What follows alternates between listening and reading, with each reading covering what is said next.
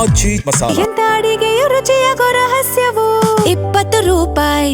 ರಾಜ್ಯ ಕಾಂಗ್ರೆಸ್ ಪಾಳೆಯದಲ್ಲಿ ಟೆನ್ಷನ್ ಮೇಲೆ ಟೆನ್ಷನ್ ಅನ್ನುವಂತಹ ಪರಿಸ್ಥಿತಿ ಇದೆ. ಯಾಕಂದ್ರೆ ಡಿ.ಕೆ. ಶಿವಕುಮಾರ್ ಅವರು ನೂತನವಾಗಿ ಅಧಿಕಾರ ಸ್ವೀಕಾರ ಮಾಡಿದ ಬಳಿಕ, ರಾಜ್ಯದ ಮುಖ್ಯಮಂತ್ರಿಗಳಾದ ಬಳಿಕ ಕಾಂಗ್ರೆಸ್ನಲ್ಲಿ ಒಂದಲ್ಲ ಒಂದು ರೀತಿಯ ಸವಾಲು, ಈಗ ಮತ್ತೊಂದು ರೀತಿಯ ಟೆನ್ಷನ್ ಅಂತೆ. ಅದು ಬೈ ಎಲೆಕ್ಷನ್ ಟೆನ್ಷನ್ ಶುರುವಾಗಿ ಹೋಗಿದೆ ಕಾಂಗ್ರೆಸ್ನಲ್ಲಿ. ಆ ಒಂದು ರಿಪೋರ್ಟ್ಗೆ ಮುಖ್ಯಮಂತ್ರಿ ಡಿ.ಕೆ. ಶಿವಕುಮಾರ್ ಹಾಗೂ ಕೆಪಿಸಿಸಿ ಅಧ್ಯಕ್ಷ ಬಿ.ಕೆ. ಹರಿಪ್ರಸಾದ್ ಇಬ್ರು ಕೂಡ ಶಾಕ್ ಆಗಿದ್ದಾರಂತೆ. ಹಿರಿಯೂರು ಬೈ ಎಲೆಕ್ಷನ್ ವಿಚಾರಕ್ಕೆ ಸಂಬಂಧಪಟ್ಟಂತೆ ರಾಜ್ಯ ನಾಯಕರ ಕೈ ರಿಪೋರ್ಟ್ ಸೇರಿದ್ದು, ಡಿ.ಕೆ. ಸಿಎಂ ಆದ ಬಳಿಕ ನಡೀತಾ ಇರುವ ಮೊದಲ ಬೈ ಎಲೆಕ್ಷನ್ ಇದು.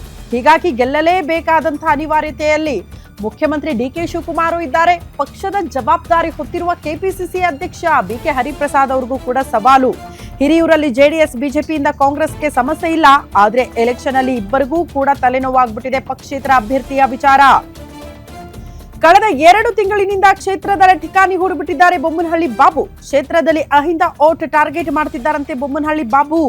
ಹೀಗಾಗಿ ಕಾಂಗ್ರೆಸ್ ಓಟ್ ಚದುರಿಸೋದಕ್ಕೆ ಗ್ಯಾರಂಟಿ ಪ್ಲಾನ್ಗಳಾಗ್ತಾ ಇದೆ ಅನ್ನುವಂತಹ ರಿಪೋರ್ಟ್ ರಾಜ್ಯ ಕಾಂಗ್ರೆಸ್ ನಾಯಕರ ಕೈ ಸೇರಿದೆ. ಹಾಗಾಗಿ ಮುಖ್ಯಮಂತ್ರಿ ಹಾಗೂ ಹೈಕಮಾಂಡ್ಗೂ ಕೂಡ ಈ ವಿಚಾರಕ್ಕೆ ಸಂಬಂಧಪಟ್ಟಂತೆ ಅತಿ ದೊಡ್ಡ ಟೆನ್ಷನ್ ಶುರುವಾಗಿ ಹೋಗಿದೆ ಅನ್ನೋದರ ಡೀಟೇಲ್ಸ್ ಸದ್ಯ ಸಿಗ್ತಾ ಇದೆ.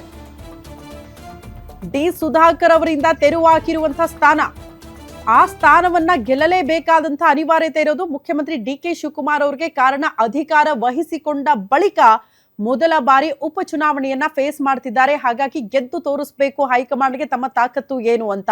ಇದರ ಜೊತೆಗೆ ಬಿ.ಕೆ. ಹರಿಪ್ರಸಾದ್ ಅವ್ರಿಗೂ ಕೂಡ ಸವಾಲಲ್ವಾ.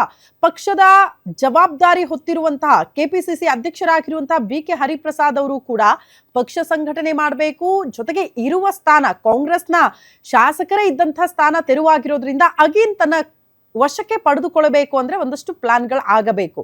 ಆದ್ರೆ ಬಿಜೆಪಿ ಮತ್ತು ಜೆಡಿಎಸ್ ಅಭ್ಯರ್ಥಿ ವಿಚಾರಕ್ಕೆ ಸಂಬಂಧಪಟ್ಟಂತೆ ತಲೆನೋವಲ್ಲ, ಆದ್ರೆ ಪಕ್ಷೇತರ ಅಭ್ಯರ್ಥಿ ವಿಚಾರಕ್ಕೆ ಸಂಬಂಧಪಟ್ಟಂತೆ ತಲೆನೋವು. ಪ್ರಮುಖವಾಗಿ ಬೊಮ್ಮನಹಳ್ಳಿ ಬಾಬು ಠಿಕಾಣಿ ಹೂಡಿದ್ದಾರೆ ಕ್ಷೇತ್ರದಲ್ಲಿ, ಮತ್ತು ಅವರು ಕಾಂಗ್ರೆಸ್ನಿಂದ ಟಿಕೆಟ್ ಆಕಾಂಕ್ಷಿ ಕೂಡ ಹಾಕಿದ್ದಾರೆ. ಇಫ್ ಸಪೋಸ್ ಕಾಂಗ್ರೆಸ್ನಿಂದ ಟಿಕೆಟ್ ಸಿಗದೆ ಹೋದ್ರೆ ಪಕ್ಷೇತರ ಅಭ್ಯರ್ಥಿಯಾಗಿ ಕಣಕ್ಕಿಳಿಯೋದಕ್ಕೂ ಕೂಡ ಅವರು ಸಿದ್ಧತೆ ಮಾಡ್ಕೊಳ್ತಿದ್ದಾರೆ. ಇದು ಅತಿ ದೊಡ್ಡ ಟೆನ್ಷನ್ ಆಗ್ತಾ ಇರೋದು ರಾಜ್ಯ ಕಾಂಗ್ರೆಸ್ ನಾಯಕರಿಗೆ. ಈ ಕಡೆ ಮುಖ್ಯಮಂತ್ರಿಗಳ ಒಲವಿರೋದು ಸುಧಾಕರ್ ಅವರ ಕುಟುಂಬಸ್ಥರಿಗೆ ಅನುಕಂಪದ ಆಧಾರದ ಮೇಲೆ ಗೆಲ್ಲಿಸ್ಕೊಂಡು ಬರಬಹುದು. ಅವ್ರ ಕುಟುಂಬಸ್ಥರಿಗೆ ಮಗ ಅಥವಾ ಪತ್ನಿ ಇಬ್ಬರಲ್ಲಿ ಒಬ್ಬರಿಗೆ ಟಿಕೆಟ್ ಕೊಟ್ಬಿಡೋಣ ಅನ್ನೋ ರೀತಿಯಲ್ಲಿ ನಿರ್ಧಾರ ಆಗಿಬಿಟ್ರೆ ಆಗ ಬೊಮ್ಮನಹಳ್ಳಿ ಬಾಬು ಅವರು ಪಕ್ಷೇತರ ಅಭ್ಯರ್ಥಿಯಾಗಿ ಕಣಕ್ಕಿಳಿಯೋದು ನಿಶ್ಚಿತ ಅಂತ ತಮ್ಮ ಆಪ್ತ ಬಳಗದಲ್ಲಿ ಹೇಳ್ಕೊಂಡ್ಬಿಟ್ಟಿದ್ದಾರೆ.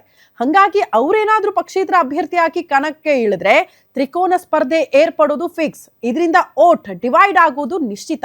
ಹಂಗಾಗಿ ಕಾಂಗ್ರೆಸ್ಗೆ ಅದು ಅತಿ ದೊಡ್ಡ ಸವಾಲು. ಇಫ್ ಸಪೋಸ್ ಅಲ್ಲಿ ಏನಾದ್ರೂ ಸೋತು ಬಿಟ್ರೆ ಅತಿ ದೊಡ್ಡ ಮುಖಭಂಗ ಅಲ್ಲ ಆಡಳಿತ ಪಕ್ಷಕ್ಕೆ. ಈ ವಿಚಾರಗಳು ವರದಿಯಲ್ಲಿ ಉಲ್ಲೇಖ ಆಗಿರೋದ್ರಿಂದ ಟೆನ್ಷನ್ ನಲ್ಲಿದ್ದಾರಂತೆ ಮುಖ್ಯಮಂತ್ರಿ ಡಿ.ಕೆ. ಶಿವಕುಮಾರ್ ಮತ್ತು ಬಿ.ಕೆ. ಹರಿಪ್ರಸಾದ್ ಅವರು. ಹಂಗಾಗಿ ಬೊಮ್ಮನಹಳ್ಳಿ ಬಾಬು ಅವ್ರನ್ನ ಹಿಂಗೆ ಕನ್ವಿನ್ಸ್ ಮಾಡಿ ವಿಶ್ವಾಸಕ್ಕೆ ಪಡೆದುಕೊಂಡು ಯಾವ ರೀತಿ ಉಪಚುನಾವಣೆಯನ್ನ ಫೇಸ್ ಮಾಡ್ತಾರೆ ಅನ್ನೋದೇ ಪ್ರಶ್ನೆ ಇರೋದು.